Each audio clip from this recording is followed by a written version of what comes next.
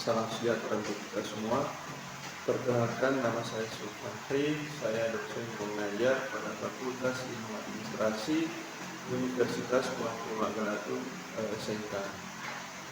Pada hari ini saya akan memberikan sedikit penjelasan terkait metode pengajaran yang saya lakukan. Pada kesempatan ini saya akan menjelaskan terkait salah satu mata kuliah yang saya ajarkan, yaitu administrasi perbekalan dengan 3 SKS. Adapun capaian yang akan kami capai pada pemberian materi ini yaitu adalah yang pertama, mahasiswa mampu menjelaskan terkait definisi administrasi perbekalan dan administrasi perbekalan. Yang kedua, selanjutnya yaitu mahasiswa mampu menjelaskan terkait unsur-unsur yang ada pada administrasi dan administrasi perbekalan. Yang ketiga adalah mahasiswa mampu menjelaskan terkait hakikat yang berkaitan dengan administrasi perbekalan. Nah, selanjutnya adalah yang terakhir, yaitu mahasiswa mampu menjelaskan terkait atau mampu menganalisa terkait administrasi perbekalan. Nah, selanjutnya adapun deskripsi terkait mata kuliah ini, yaitu administrasi perbekalan merupakan suatu bidang keilmuan yang bisa memberikan ilmu pengetahuan terkait bagaimana cara atau bagaimana sistem dalam melakukan manajemen terkait administrasi perbekalan suatu instansi atau baik pemerintah maupun swasta. Nah, selanjutnya pada pertemuan pertama dalam pemberian materi ini kami akan menjelaskan terkait pertama adalah pengenalan, yang kedua adalah kontrak kuliah, bagaimana kriteria penilaian mahasiswa dalam mengikuti mata kuliah administrasi perbekalan sampai dengan 1 semester. Nah, untuk pertemuan kedua, mahasiswa diberikan edukasi terkait sejauh mana pemahaman terkait yang diketahui mengenai administrasi perbekalan.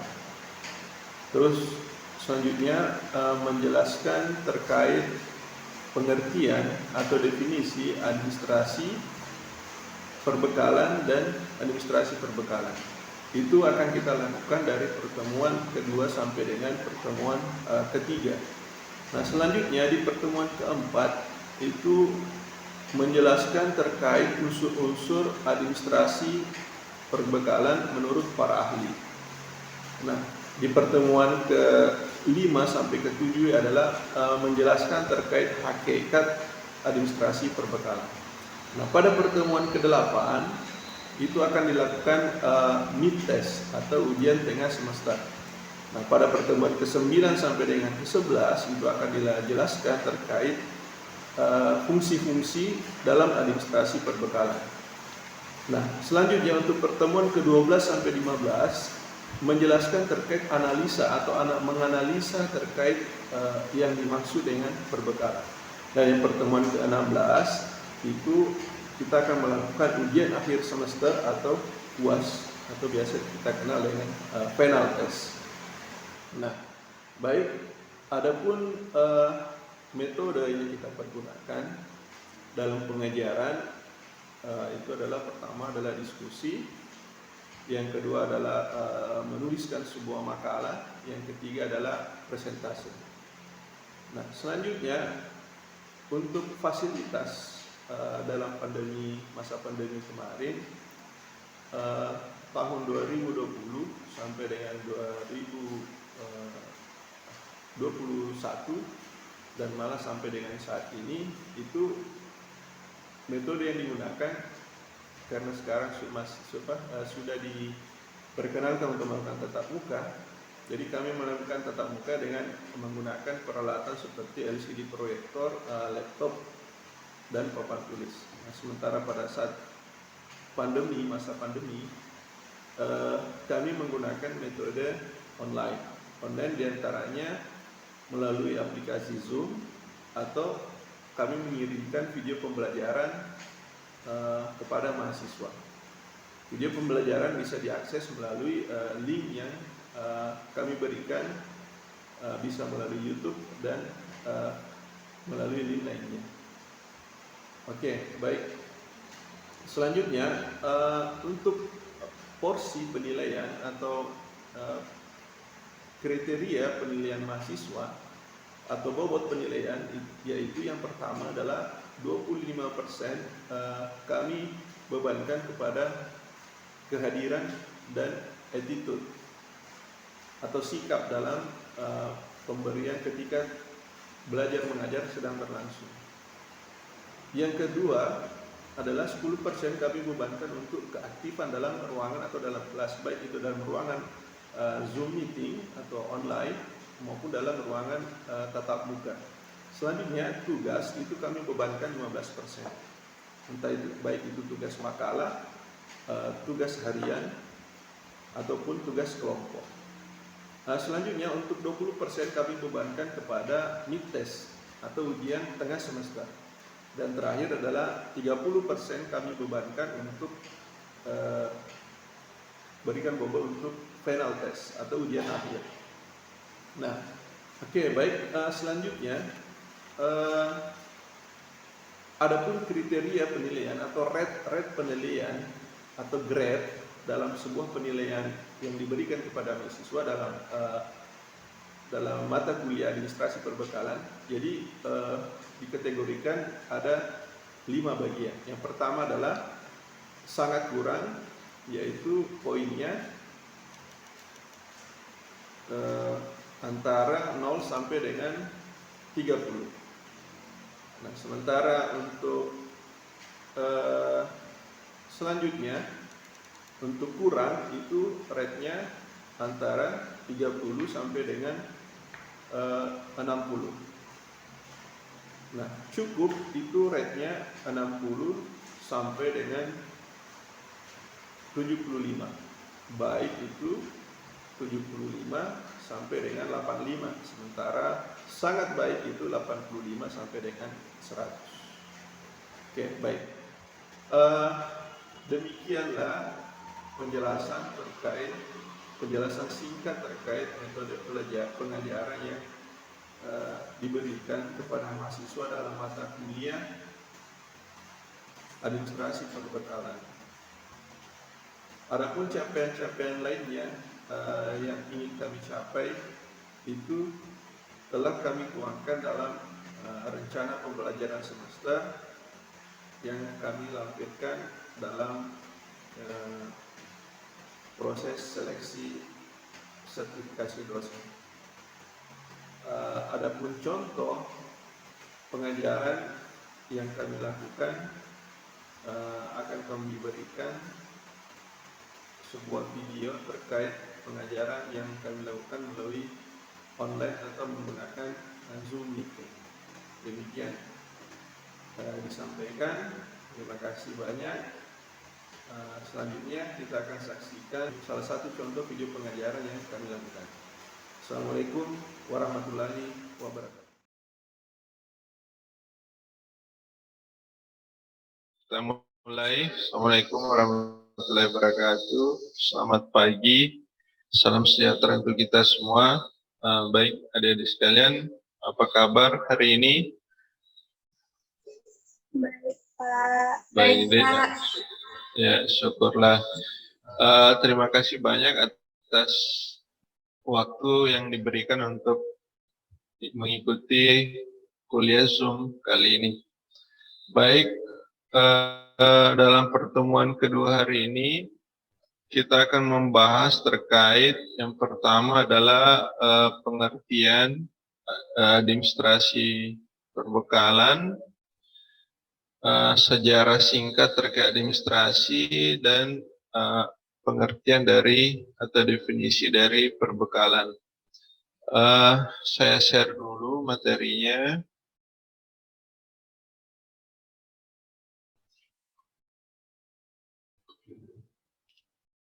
Sudah kelihatan? Bisa dibaca? Belum, Pak. Belum, Dik. Ini sudah? Sementara. Sebentar ya. Ya sudah, Pak. Sudah, Dik. Oke, baik. Di minggu lalu kita sudah membahas pertama itu terkait kontrak kuliah, terus yang kedua terkait porsi atau bobot penilaian untuk mata kuliah kita di administrasi perbekalan sampai dengan akhir semester. Nah, saya titik beratkan kemarin untuk kehadiran itu kita berikan porsi untuk 20%. Terus selanjutnya untuk tugas itu 15%. Terus untuk mid test itu kita berikan bobot 20% dan terakhir untuk final test itu kita kasih bobot untuk 30%. Jadi itu di pertemuan pertama. Nah, kemarin kita sudah berikan juga sedikit penjelasan terkait pemahaman adik-adik sekalian apa itu administrasi perbekalan secara umum saja yang Anda ketahui dan yang Anda pahami. Ternyata sebagian sudah paham terkait hal tersebut. Nah, untuk hari ini kita akan bahas terkait sejarah. Kita mulai dulu di sejarah ilmu administrasi. Nah, oke, baik. Sejarah ilmu administrasi itu, ilmu administrasi adalah suatu ilmu pengetahuan yang masih muda usianya dibanding dengan ilmu-ilmu lainnya. Nah, nanti pada abad ke-19 maka muncullah ilmu ini di tengah-tengah ilmu lainnya yang telah ada. Jadi secara kesimpulan bahwa administrasi itu masih tergolong muda dibanding ilmu-ilmu yang lainnya. Nah, dia baru muncul pada abad ke-9.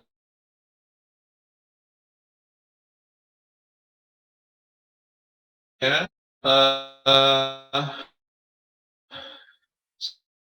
segenap proses penyelenggaraan usaha kerjasama manusia untuk memenuhi kebutuhannya hanya telah umum dikenal dalam dunia ilmu pengetahuan.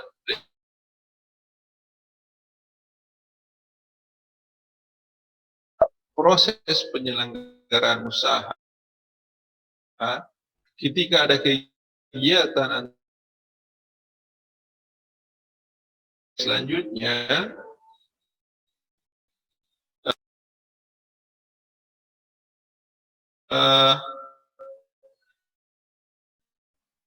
sejarah dari administrasi atau sejarah dari administrasi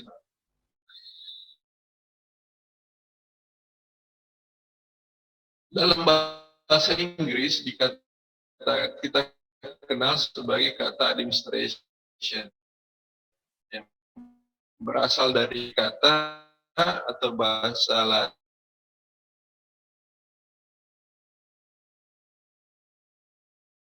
Ini terjadilah kata kemudian masuk ke dalam bahasa Inggris administrasi.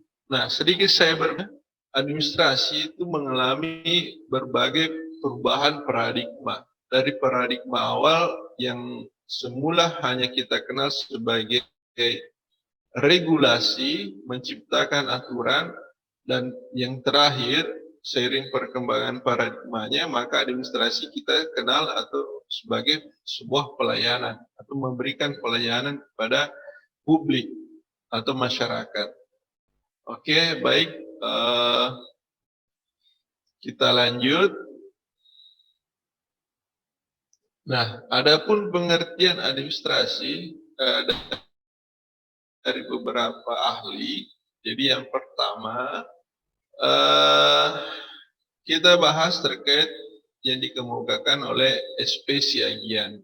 Nah, SP Siagian ini mengemukakan bahwa administrasi dapat didefinisikan sebagai keseluruhan proses kerjasama antara dua orang atau lebih yang didasarkan pada rasionalitas tertentu untuk mencapai tujuan yang ditentukan sebelumnya. Oke, baik. Saya ulangi bahwa SP Siagian mengemukakan bahwa administrasi itu dapat didefinisikan sebagai keseluruhan proses kerjasama antara dua orang atau lebih yang didasarkan pada rasionalitas tertentu untuk mencapai tujuan yang ditentukan. Nah, sementara pendapat para ahli yang lainnya, yaitu Delianggi, memberikan definisi administrasi sebagai berikut.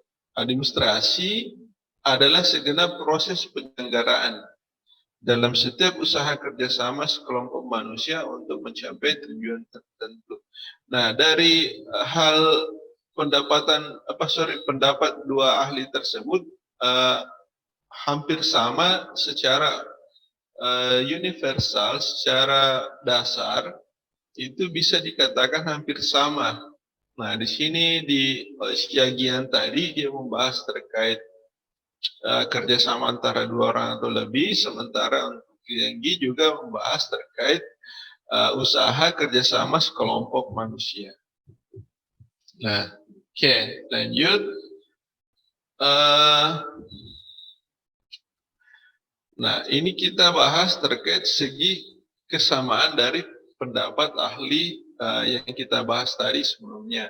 Yang pertama, kesamaan yang pertama bahwa diakui bahwa administrasi itu merupakan suatu proses kerjasama, yaitu suatu rangkaian perbuatan atau kegiatan yang diselenggarakan secara bersama. Yang kedua, diakui bahwa proses kerjasama itu diselenggarakan oleh sekelompok orang secara rasional. Yang jelas tadi sudah bisa kita lihat bahwa baik Siagian maupun yang satunya Lianggi itu tetap memuat bahwa ada kerjasama di dalamnya. Nah, selanjutnya yang ketiga bahwa diakui juga bahwa usaha kerjasama sekelompok orang tersebut diselenggarakan untuk mencapai sebuah tujuan. Jadi administrasi itu memiliki tujuan. Apa tujuannya mereka untuk bekerja sama? Berarti itulah administrasi. Oke, baik. Saya kira bisa dipahami di sini. Mungkin ada pertanyaan dari rekan-rekan sekalian. Silakan, saya kasih kesempatan. Kalaupun misalnya tidak ada, kita lanjut dulu sampai pembahasan terakhir. Bagaimana? Ada pertanyaan atau kita lanjut? Mungkin Saudari Nita, Tisa, atau Husnul, ada pertanyaan atau kita lanjut deh? Ada pertanyaan sedikit, Pak. Ya, silakan Saudari Nita. Ini Pak, tadi yang berkaitan dengan pengertian administrasi. Iya. Apakah semua kerjasama antar dua orang atau lebih itu termasuk atau lebih dikatakan administrasi, atau hanya yang berjalan di instansi atau kayak di lingkup pemerintahan gitu? Pemerintahan. Iya. Baik, terima kasih, bagus sekali pertanyaannya. Jadi ilmu administrasi itu sebenarnya terbentuk dari beberapa ilmu pengetahuan yang ada. Misalnya kita bisa belajar terkait perilaku organisasi, terus manajemen bisa masuk juga ke administrasi. Jadi kerjasama, saya jelaskan dulu sedikit bahwa kerjasama dua orang atau lebih itu untuk mencapai sebuah tujuan itu bisa juga didefinisikan sebagai pengertian organisasi. Organisasi kan itu terdiri dari beberapa orang yang saling bekerja sama untuk mencapai tujuan tertentu. Nah, cuma di sini kita bahas bahwa administrasi menurut pendapat para ahli itu ketika dia ada kerjasama untuk membuat suatu rangkaian kegiatan untuk mencapai tujuan itu bisa dikategorikan dalam administrasi. Nah, administrasi itu bukan hanya dalam sebuah pemerintahan. Jadi sekelompok orang yang bekerja sama, baik itu di dalam pemerintahan ataupun di luar pemerintahan, untuk mencapai sebuah tujuan itu bisa dikatakan sebagai termasuk dalam kategori administrasi. Misalnya dalam kelompok kemahasiswaan, ada namanya BEM, ada namanya UKM, itu ketika mereka kerjasama, itu mereka bisa dikategorikan sebagai masuk dalam sebuah administrasi. Bagaimana Saudari Nita? Bisa dipahami? Ya Pak, sudah jelas. Terima Oke, kasih. baik. Iya, ada lagi yang lain? Kalau tidak ada, kita lanjut dulu. Tidak ada, Oke, baik. Kita lanjut ke slide berikutnya. Nah, kita masuk ke definisi perbekalan. Nah, sebelum kita masuk ke apa yang dimaksud dengan administrasi perbekalan, kita bahas dulu sedikit terkait apa itu perbekalan. Nah, dalam perbekalan adalah rangkaian perbuatan yang mengadakan, mengatur, pemakaian, memelihara sampai kepada penyingkiran benda-benda penangkapan dalam usaha kerjasama. Nah, mungkin yang familiar di perkantoran, mungkin adik-adik biasa mendengar kata-kata rumah tangga, bagian rumah tangga. Nah, inilah sebenarnya perbekalan. Dia mengatur seluruh pengadaan, pemakaian, pemeliharaan, serta penghapusan ketika ada barang yang sudah rusak berat atau sudah tidak layak untuk dipergunakan. Nah, itulah perbekalan. Nah, selanjutnya, jika dilihat dari segi etimologis, administrasi perbekalan terdiri dari dua kata. Yang pertama adalah administrasi, dan yang kedua adalah perbekalan. Nah, perbekalan tadi kita sudah bahas terkait apa itu perbekalan. Berasal dari kata bekal yang artinya persediaan baik material maupun non material. Misalnya amal bakti kepada majikan, tetapi dalam hal ini adalah persediaan material, yaitu persediaan yang belum digunakan dalam atau yang diperlukan kemudian. Nah, sementara administrasi kita sudah bahas di awalnya, yaitu kerjasama antara dua orang atau lebih, dalam melakukan suatu kegiatan untuk mencapai tujuan bersama.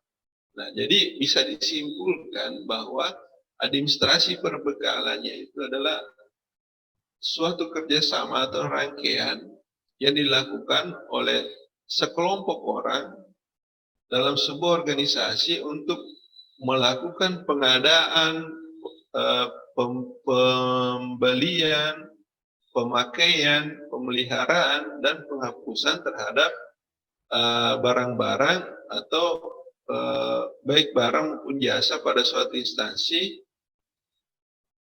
yang melibatkan seluruh komponen untuk mencapai tujuan tertentu. Jadi itu gambarannya seperti itu. Oke, baik. Insya Allah di pertemuan berikutnya, di pertemuan ketiga, kita akan lebih bahas mendetail terkait apa itu administrasi perbekalan sebenarnya. Komponen-komponen apa saja yang masuk dalamnya. Nanti kita bahas lagi di pertemuan berikutnya. Jadi saya rasa untuk pertemuan kali ini cukup sampai sekian. Lebih kurangnya mohon dimaafkan. Apabila ada pertanyaan lagi, bisa melalui WhatsApp, bisa dikirim melalui email. Nanti saya akan jawab yang saya pahami. Baik, terima kasih banyak adik-adik sekalian atas perhatiannya. Demikian dari saya. Billahi taufiq wal hidayah. Wassalamualaikum warahmatullahi wabarakatuh dan selamat pagi. Waalaikumsalam warahmatullahi wabarakatuh. Terima kasih Pak. Ya, sama-sama.